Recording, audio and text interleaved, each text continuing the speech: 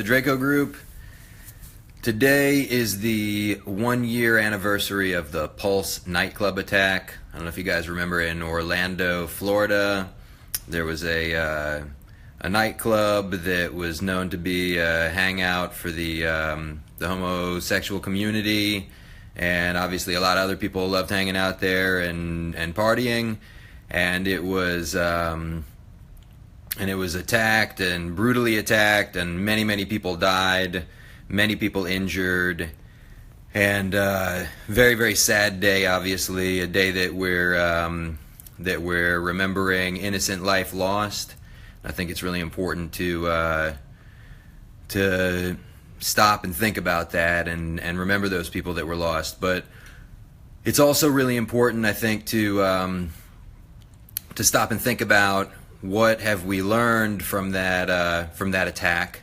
And we have to take these opportunities, we have to take these terrible things and actually turn them into an opportunity.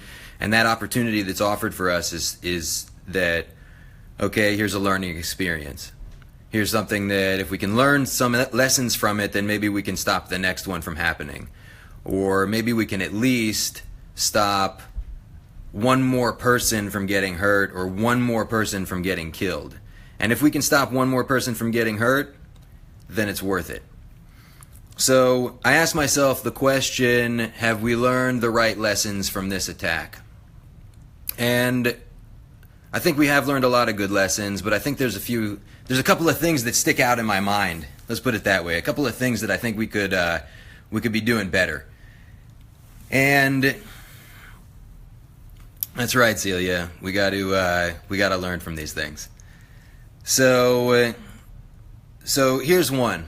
I hear people talking about terrorists, terror attacks in terms of extremists. We use the word extremist a lot. Extremist Islam, extremist groups. So I think that word is too loosely used. Let's put it that way.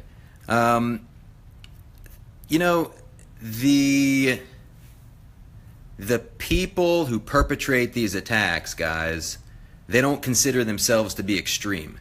They consider themselves to be righteous. They consider themselves to be doing something that's right and good. And in fact, they're not committing murder in their own eyes. What they're doing is they are sanctifying their own life by perpetrating, by committing God's will, Allah's will in this world. Part of what they're looking at is how do we bring a sanctification of the Quran into life. And so, is it extremist? I think it is, and you probably agree that it is. But to call these people extremist is just too easy of a statement. We have to really start to understand where they're coming from. We also hear about the Pulse nightclub in particular, that it was a bar and a nightclub where a lot of gay people went. Therefore, he must have attacked these people because he hated gay people. Well, guys, that's also a little too easy, I think. That sort of makes it not relevant for the person who's not gay. It says, oh, well, the gay people had this crime perpetrated against them. That's terrible. Yeah, but I'm not gay, so whatever. Really, deep down, I don't care. Well, guys, I do care, because those people were not attacked because they were gay. That's not what actually happened. This guy attacked, it happened to be a gay nightclub, but it could have just as easily been a school or a church or a synagogue or a community center. And it's not about gay, right? And so if we say, oh, it's just the gay community, then it takes it away from us. Guess what? This was an attack against America. This wasn't an attack against the gay community. This was an attack against you. This was an attack against me. It's not about gay, it's not about straight, it's not about black, it's not about white. It's an attack against you if you're black, if you're white, if you're yellow, brown, green, purple, or orange.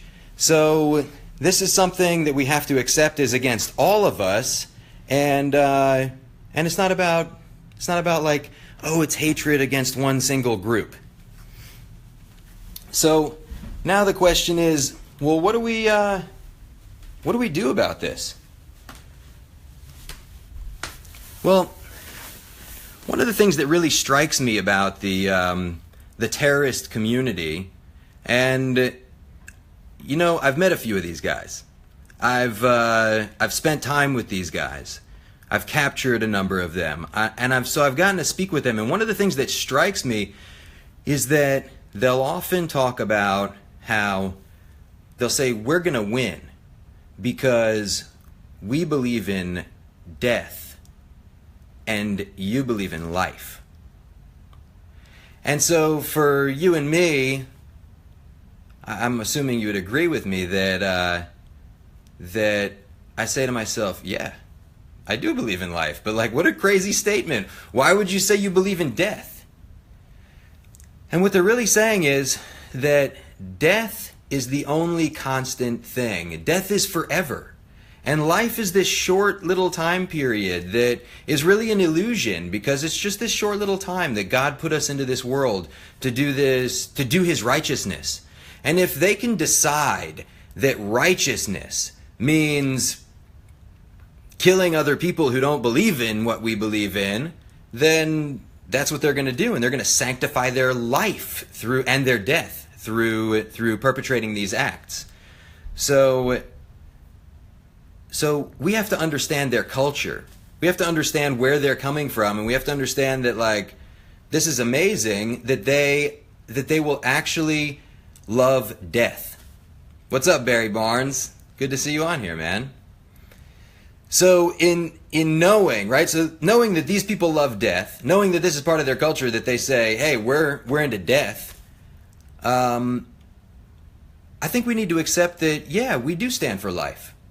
We stand for life. I stand for life. I think that life is sacred.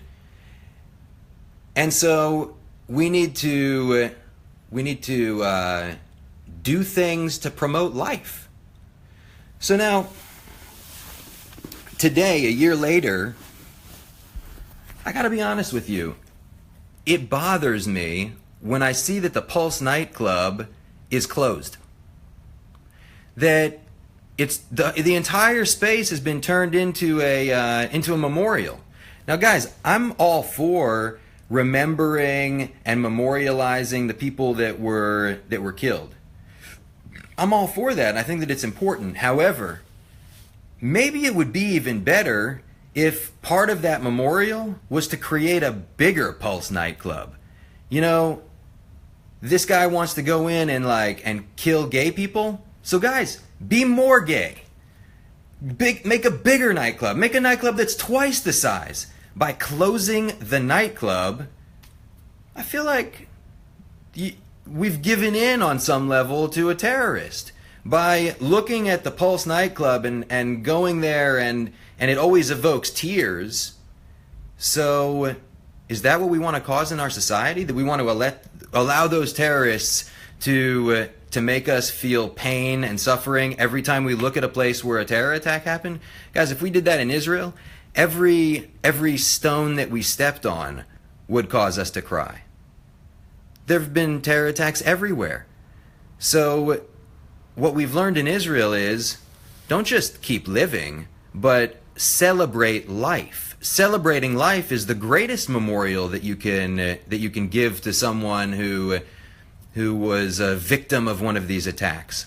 And it's the greatest thing that we can do for our society. It's something that builds resilience in our society. Rebuilding clubs and making them even better, and showing that, like, not only does terrorism not destroy us and not harm our spirit, it makes us stronger. If we have to go through these things, it'll just make us stronger. That's the message that I think that we need to be giving to these extremists. So, I'll end with this. There's a feeling a lot of times that people don't want to they don't want to have to face terrible things.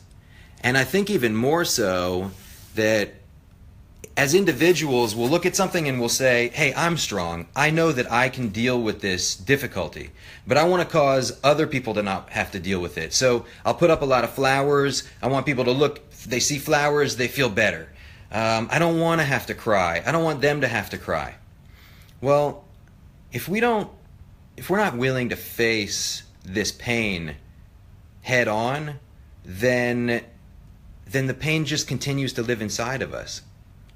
And there's been some studies done, actually. I find this really interesting. You know, my brother is a student, a PhD student for clinical psychology. So I learned this really fascinating study that during critical events, during emergency events where people tend to come away with PTSD, right, post-traumatic stress disorder, you're actually less likely to come away with some sort of trauma from a critical event if you were directly involved and you got your hands up to your elbows in the blood.